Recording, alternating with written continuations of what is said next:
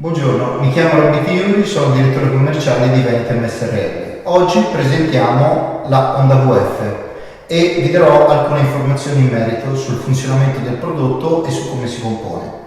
La Honda VF è una lampada da interno con un fumogeno integrato. La lampada è perfettamente funzionante, abbiamo due mega LED sotto che una volta che io applico a un muro posso far tranquillamente funzionare come luce di cortesia e le luci sono anche dimmerabili. All'interno c'è poi un'elettronica che gestisce la capsula e un alimentatore 220 volt che alimenta l'elettronica e che crea un'autoalimentazione per la batteria in tampone. Quindi il prodotto è totalmente standalone. La Honda VF nasce per essere inserita in ambienti di non oltre 100 metri cubi. Qui siamo in presenza di una stanza di circa 20 metri quadrati, alta 2,70 metri e per cui riprendiamo più o meno i 100 metri cubi.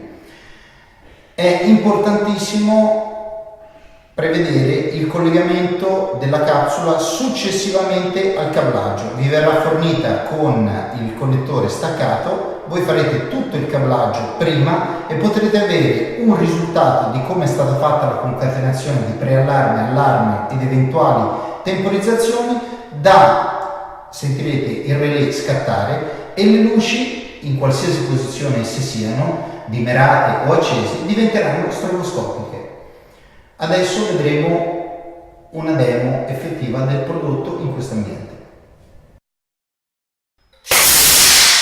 Deve essere tenuto presente nel momento in cui si procede all'individualizzazione del posto su cui fare l'impianto il tempo di erogazione, perché essendo fumogeno questo prodotto anche mentre lui sta erogando, quindi l'ambiente è ancora visivamente non è saturo, comunque tutto quello che viene prodotto dalla combustione mi produce una lacrimazione negli occhi, quindi impedisce fisicamente al malintenzionato di proseguire, creando un ambiente non confortevole.